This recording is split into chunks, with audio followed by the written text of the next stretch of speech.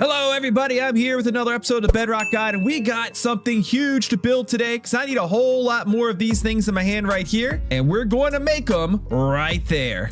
Oh yeah, this thing is going to be huge and it is going to be awesome.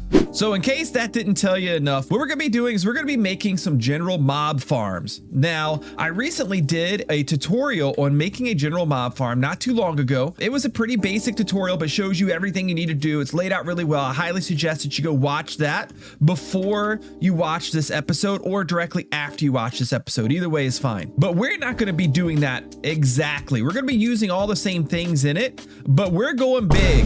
We're going huge. We're going to make 4 of them work at the same time, and these 4 towers are going to be taller than the 1 tower I made in a tutorial. We are going to be getting a ton of drops, especially gunpowder. So to better explain what I'm doing in the layout here, in my tutorial, you had a single mob farm that was 6 layers tall. This is the biggest you can really go on a world with a simulation distance set to 4. So what is simulation distance? Well, that is how far away, measured in chunks, from you that the game updates the world. And in this case, it has to do with mob spawning.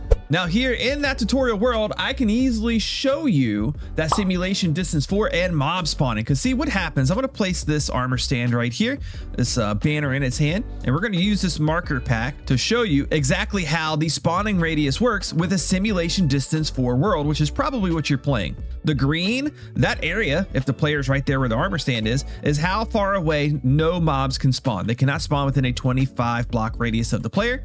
The red is how far away mobs can spawn. You can see how precisely this thing is engineered to work. The green stops right down here, meaning starting from here all the way up to the top here, if this thing will stop blinking on and off, mobs are able to spawn. So this whole tower, it's in the spawning zone, which is what we want. And as you can see, this is a pretty small area compared to those huge towers that I'm going to build. Now on the Bedrock Guide world here, I play on a 12 chunk simulation distance, which is a 192 block distance. But spawning, no matter what, maxes out at a 128 blocks away from the player. So anything Sim 8 or higher, this type of farm will actually work on. And because of that, I can have a lot more farms set up. But that isn't all. See, Bedrock has a rule for spawning called a density cap. So to keep things simple, every time a mob tries to spawn in the world, it checks 4 chunks or 64 blocks in each direction to see if that cap is filled. If it isn't filled, the mob spawns. If it is filled, the spawn fails. And that cap is 8 mobs on the surface and 16 mobs under the surface, which is simply anything below a solid block. So the setup we have going on here is a split density cap farm. I separated the corners of each farm by 4 chunks. So what that means is we can have a total of 32 surface mobs alive at once and 64 cave mobs. And by maximizing the number of spawn spots we have available and moving the mobs to kill them as fast as possible, we end up with one of the fastest mob farms possible on Bedrock Edition. So with the technical stuff out of the way and you guys getting to see a sneak peek of the work that I've done after the fact, let's rewind back in time and get this whole process started. Now, I've been busy at work doing basic things on stream. If you don't watch me live stream, you have to, because you miss so much good stuff planning. The community helps me out with things. The stream helps me out with things as we go. And that's where we decided to put these 4 big structures. And the reason that I'm doing this episode in this way, or the way that we're doing this episode, is I want you guys to see more of the process that I'm taking to build something so big as what you see out there. Where? Hello? There it is. As big as what you see out there, rather than just doing it as a straight tutorial style like we sometimes do here in the guide episodes. Now, first of all, we need a whole lot of scaffolding. I've calculated how much we need. We need to fill up all these double chests basically.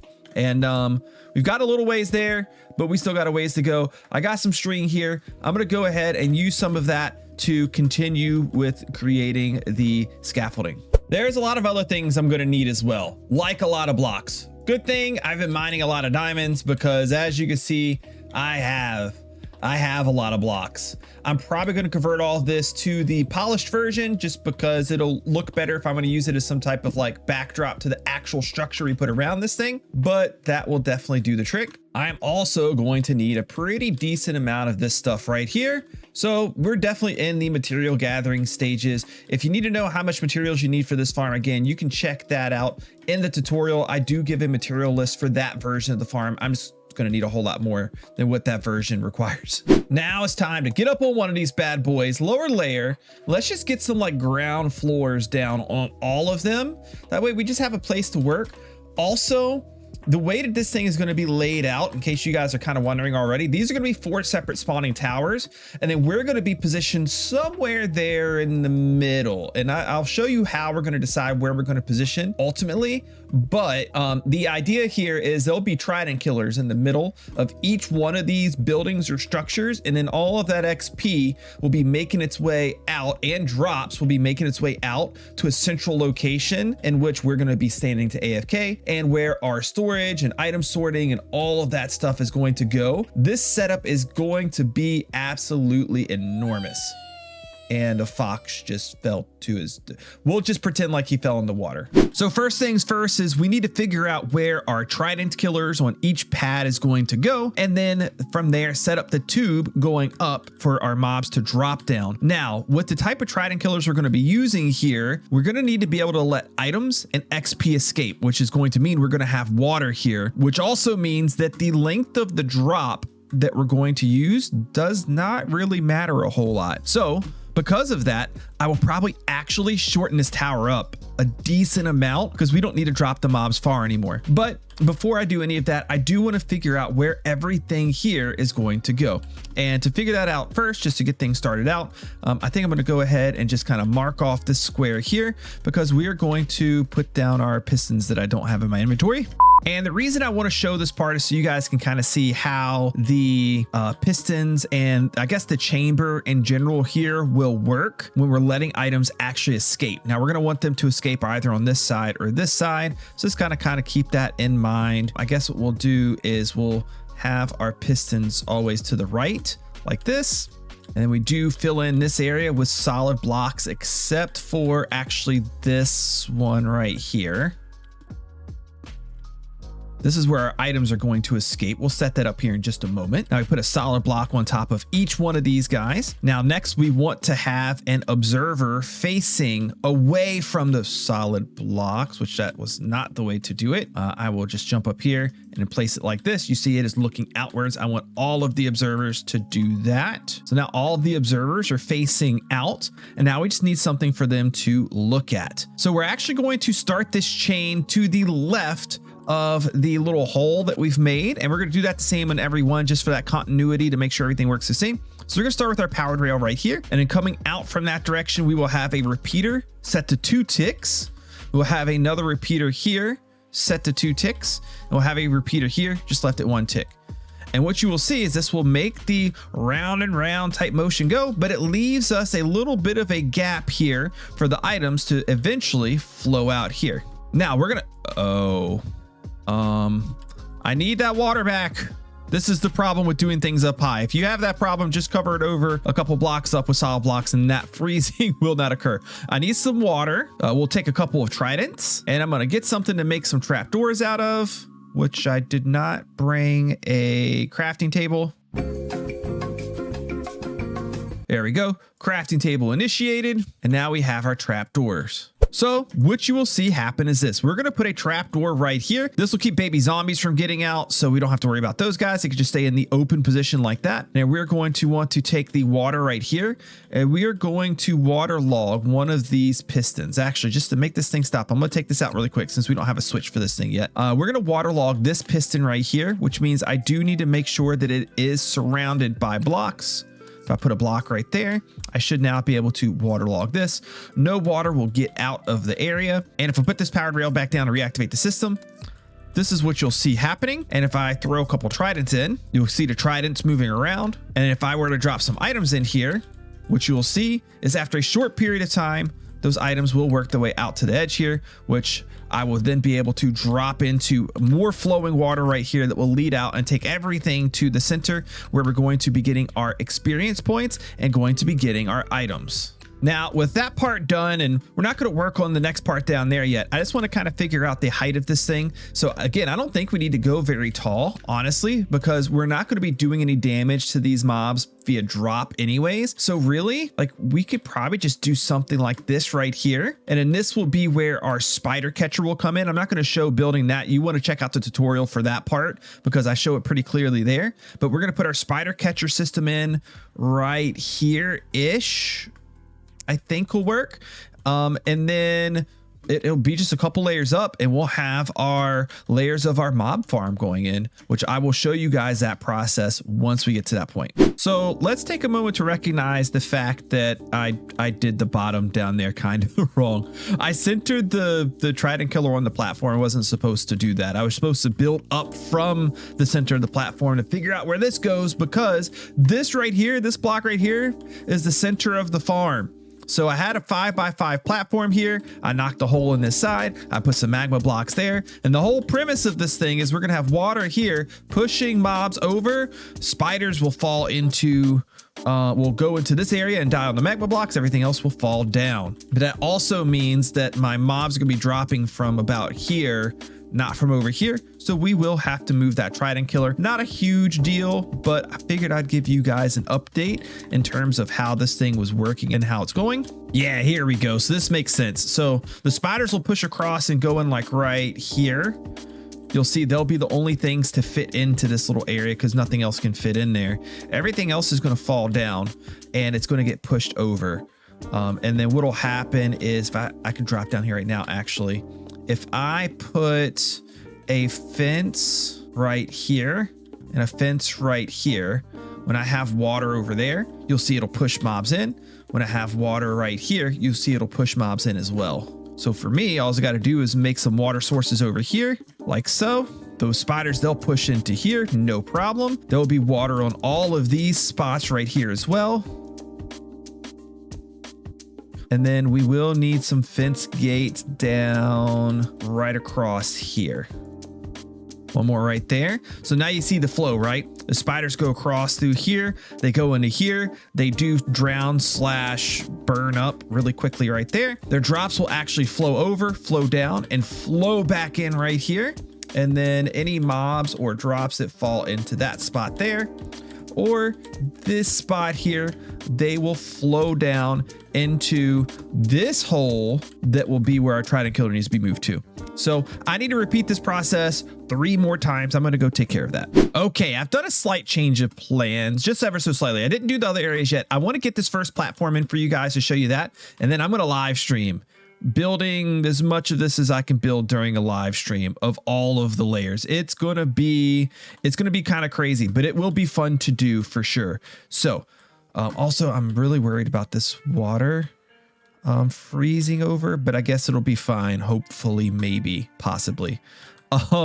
So we're going to go ahead and we're going to just build the first layer of this thing together. Okay. Now the first layer of this way it's going to work is this right here that I'm building right now. This is going to be the floor. This is 3 blocks above where the floor of the 5x5, or I guess it's a 4x5 platform right there is. Okay. And then on this floor, there's going to be some overhanging.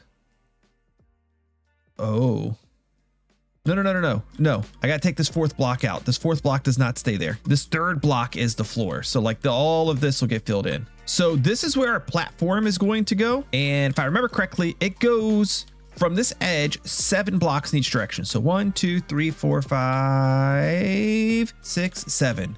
Yes. And then this little like area right here, this is the outside wall, which does line up with my boxes that I made. So I'm going to fill this in all the way around.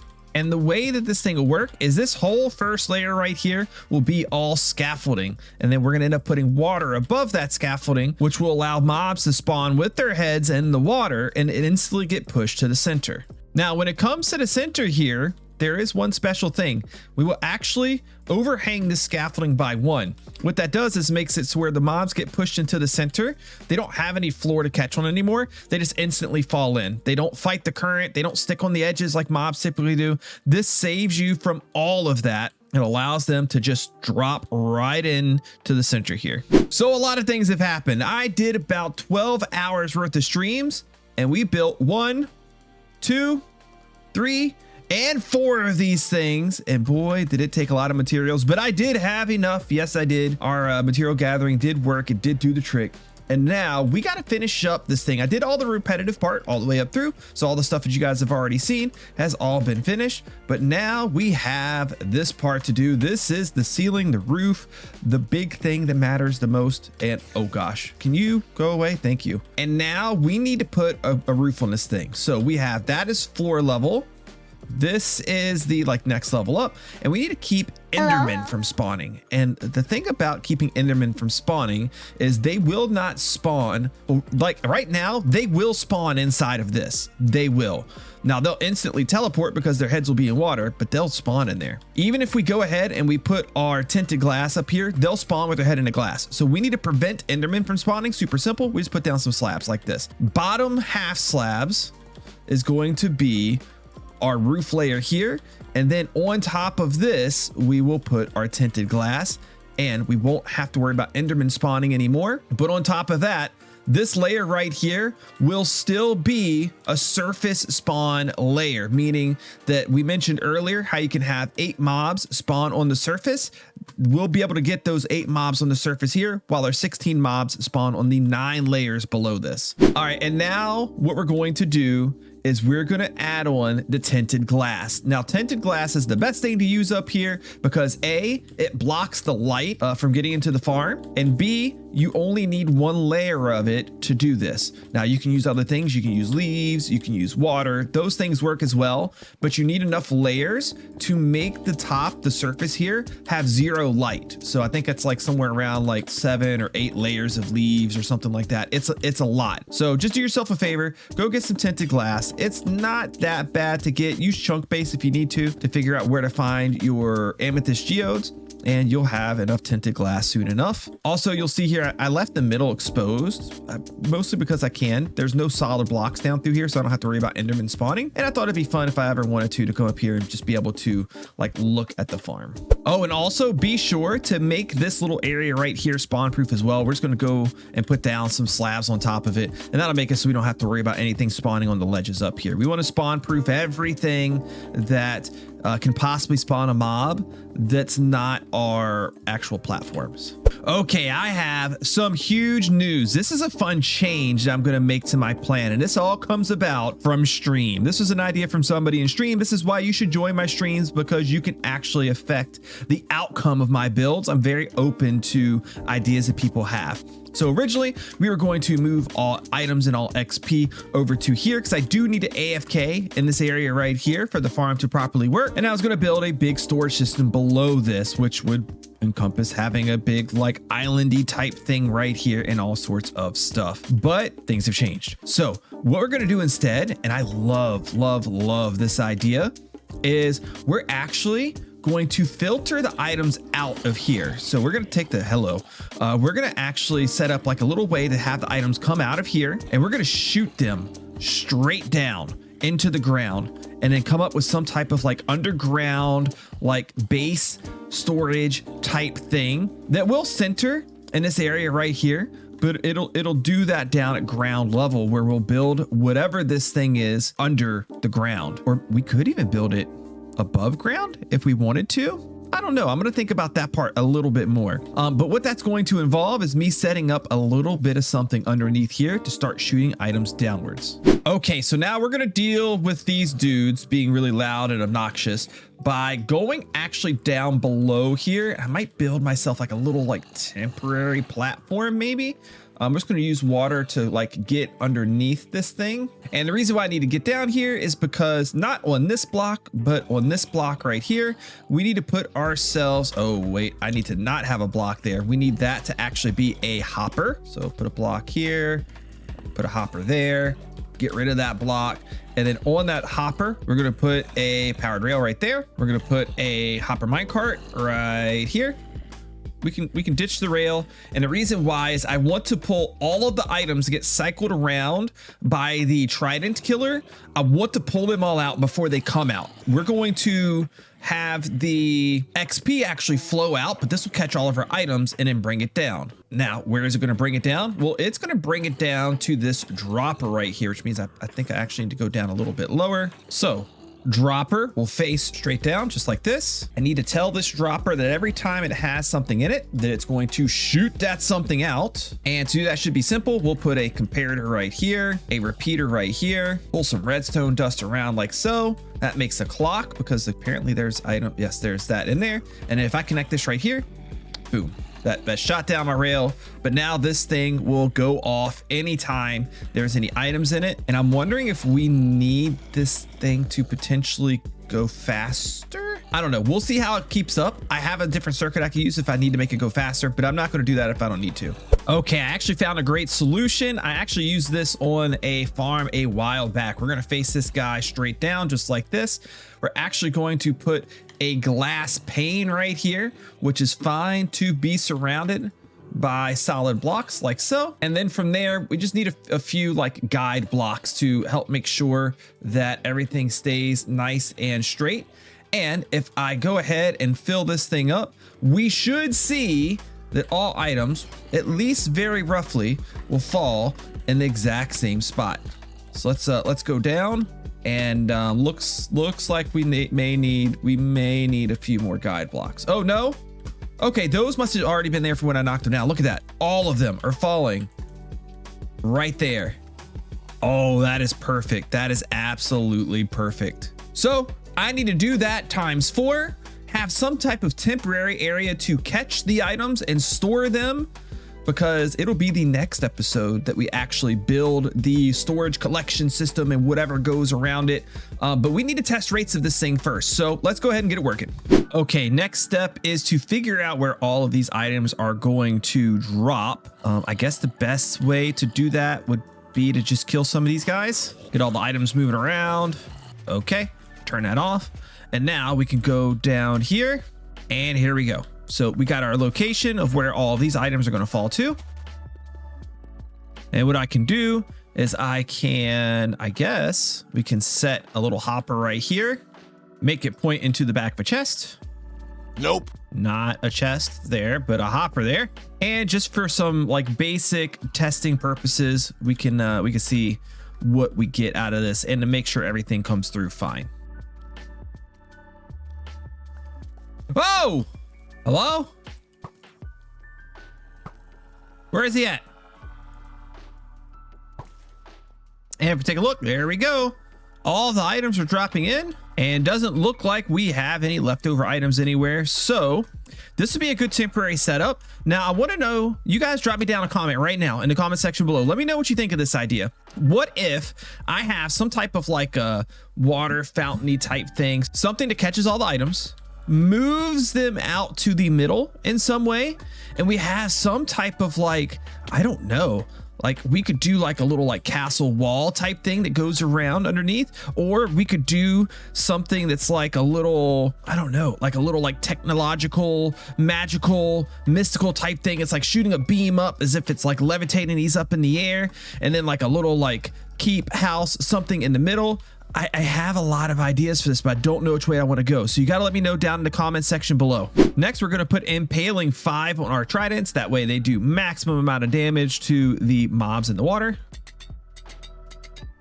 And those tridents, they have been put to good use. You see, I've done some work here. We set up some water streams. I want to explain to you how things are working here before we finish up. You may remember the plan. We shot all the items straight down. They're being shot down there via my droppers that are underneath here, getting sucked up by the hopper minecart. And the XP, we had to move to the center. So you can move XP just like you can move items. You can move it across a water stream with some ice there. Really, the ice only needs to be in the gaps, but I just put it everywhere anyway. anyways because I had plenty of it, and I like the look of it better than anything else that I could use. So we have water streams going through. I just specifically counted it out so we could continue the XP moving, and it may look a little discombobulated up here, but when we go look down from below, you'll see it is actually a repeating pattern, so it looks kind of cool from below, and everything leads out to here. You see the redstone right here. This is my on and off switch, so I don't have to turn each one on and off at the actual farm, but instead I have a single on off switch here. It has repeaters every so often to make sure the redstone signal fits out there, it gets out there. I got rid of the entire deep slate platform here because we don't need that anymore. This is just simply an AFK spot. And you'll see if I go down here,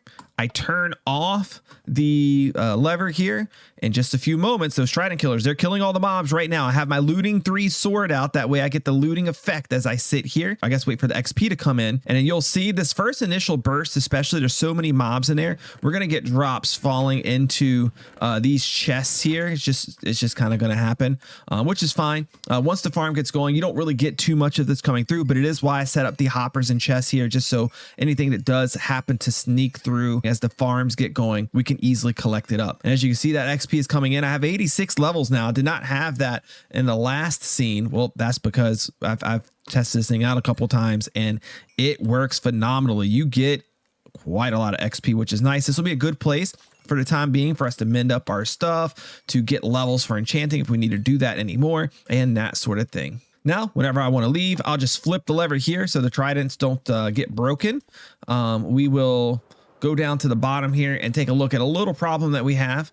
And that little problem is going to have to do with our storage. I think I have, yeah, there it is. Some chests right here. You see there's items sitting up there? Yeah, that's because you get so many non-stackable items in here. It just fills up the chest too quickly. So we're not going to be able to do any kind of rate tests today because I need to build item sorters and all of that to do it. And that's going to be quite a lot of work. It's going to come into the next episode.